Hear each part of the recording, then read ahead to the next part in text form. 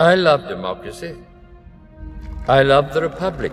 And let every corporation know, whether it wishes us well or ill, that we shall pay any price in order to assure the survival and success of liberty.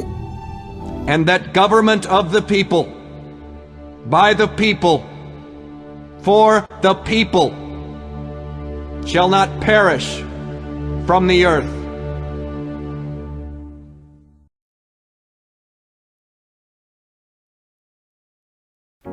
Until not that long ago, democracy seemed inevitable. With the end of the Cold War in sight, the end of history was approaching, meaning there were no ideological alternatives left to liberal democracy. Not every state on the planet turned into a democracy, but the alternative ideological models of fascism and communism had been thoroughly defeated. A wave of democracy swept through Eastern Europe as well as Africa. It wouldn't be long until even Russia or China would join the global community of real people republics. Surely. After a journey of 200 years, most of the planet was ruled democratically. Moreover, popular sovereignty, the basis of democracy, was accepted by all states, even those with a non-democratic form of government. It didn't last. Today there's climate change, the war in Ukraine, roaring inflation, economic inequality, a global pandemic, political polarization, and that's just a couple of crises we were confronted with in only the last years. And whenever you see this video, for certain there will be new problems, while existing problems won't have disappeared. For many people it seems as if the world were disintegrating before their very eyes. Trust in government to solve these problems is low, especially in countries with a big population. While democracy is receding, non-democratic forces try to exploit the situation to make the world safe for their own interests. Before we can discuss the nature of backlash and any upgrades to a political system that might be undertaken, we need to go back in time to see how democracy went to the be-all and all in the first place. What is democracy?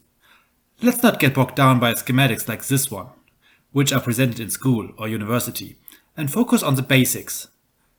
The term democracy simply means that the people govern, or that there is no governing without the will and consent of the governed. In an early democracy, a ruler had to rule jointly with an independent assembly consisting of members of society. Let's go back. And it is there in ancient Greece that our story begins. It's a warm summer evening, circa 600 BC. You've finished your shopping at the local market, or... Well, actually we don't have to go back to ancient Greece, although it provides an excellent example of an early democracy with extensive public participation. Early democracies were widespread and sprung up in every corner of the globe, from Europe to Mesopotamia, to Central Africa, India or North America. While there were differences in terms of participation and leader selection, those early democracies had some remarkable commonalities as well, like small scale and a weak bureaucracy. The state depended on its people, who could easily leave. Modern democracies still rest on the principle of popular sovereignty.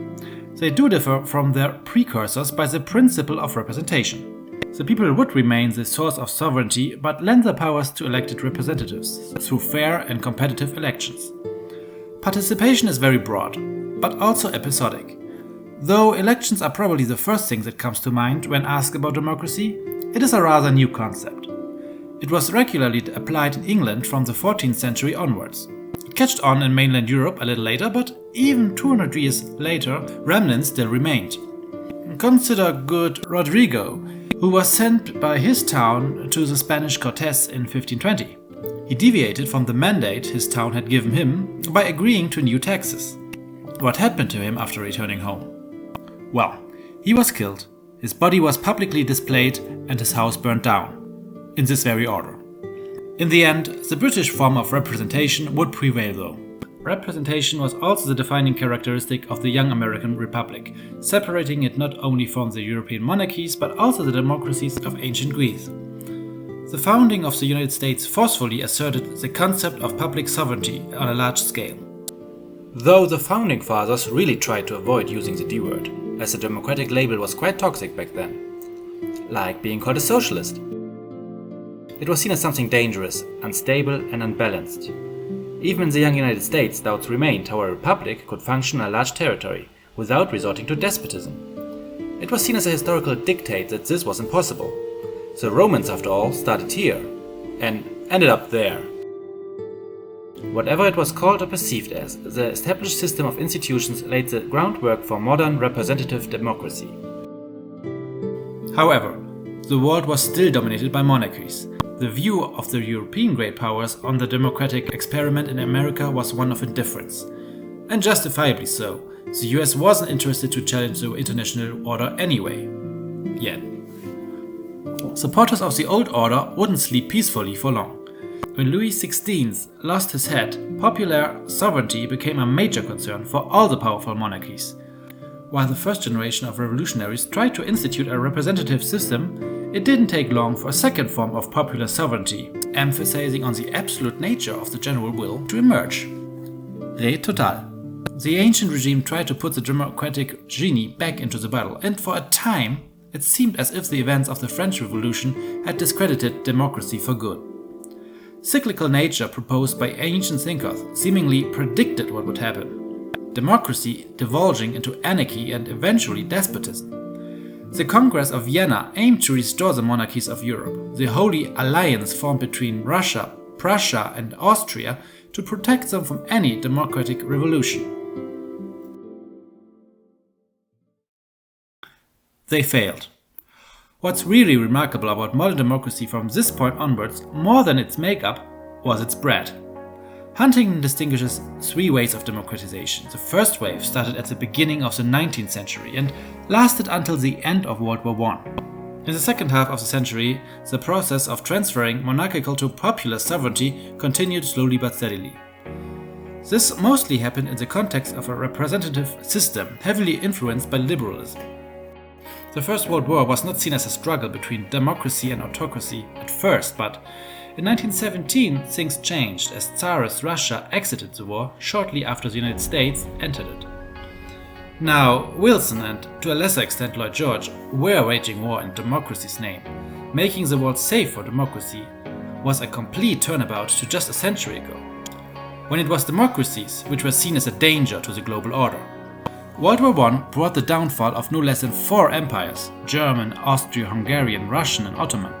In 1920, all but 2 European countries were parliamentary democracy.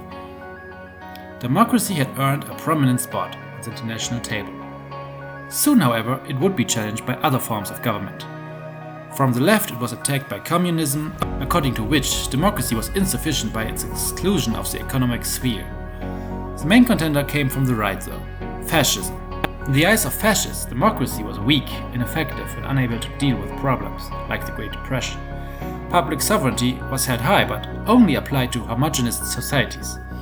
The will of the people was to be expressed exclusively through the fascist party and their leaders. Fascist powers proved to be aggressive and expansionist. Democratic leaders didn't seem determined to push back too hard. In 1938, the last democracy in Eastern Europe was thrown under the bus. The second wave occurred in the wake of World War II. European dictatorships reverted back to democracy, as outside of Europe, India became the biggest democracy of all.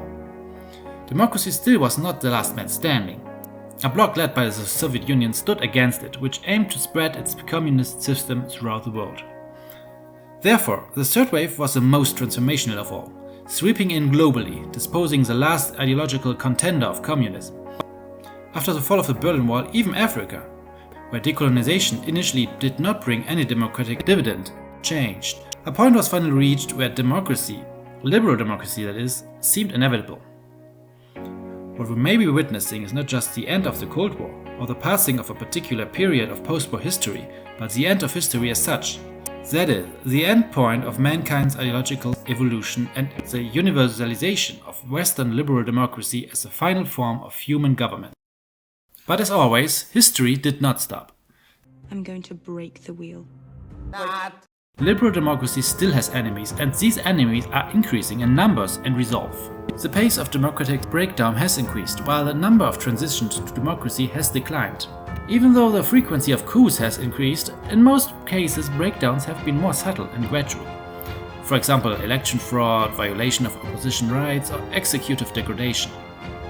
There has also been a trend of declining freedom. According to Freedom House, after a steady decline of 16 years, only 20% of the global population now live in countries that can be unequivocally classified as free.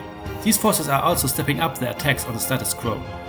Gone are the days where your average strongman would feel compelled to pay at least lip service to the power of free elections and a competitive political system. You know, like sucking up to your boss. There doesn't seem to be an overriding ideology beyond the fact that autocrats like to stay in power. Democracy-free, rapid state-led development, like in China, serves as a justification. Especially as China and Russia are pushing against the consensus that only democracy leads to prosperity and security. Authoritarian rulers have taken control of countries in every region of the world. They like to help each other out, be it economically, diplomatically, or culturally.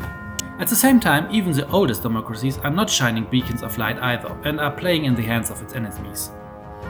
Once, the US had been the driving force of democratization, particularly in the third wave. Now, efficacy as well as self-confidence to promote democracy abroad is lacking.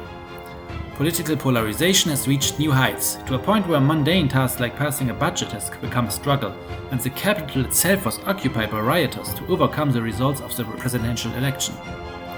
Efforts to export democracy failed, often spectacularly, like in Afghanistan. Okay, autocratic backlash is not new. As seen, there have been reverse waves in the past, especially in the interwar period of the 1920s and 30s. Why should we care now? There are a number of good arguments for democracy, principled as well as pragmatic. Robert Dahl summarizes 10 desirable consequences like general freedom, self-determination, human development, political equality, peacekeeping. Generally, democratic systems have one huge advantage.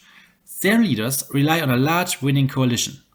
That means the number of people whose support has to be earned is so big that it is not practical to pay them off with private goods. Public goods like education, healthcare, or transportation need to be provided instead. Democratic leaders are bound to partake in a competition for the best ideas, where successful policies will focus on the public welfare. A dictator will simply focus on buying off the guys with guns and invest as little in his people as is necessary to extract wealth from them. Now that we have concluded our short overview, we will focus in more detail on the external and internal forces that stand in the way of democracy. After that, we will have a look at possible remedies as well, so that the future will at last be bright again.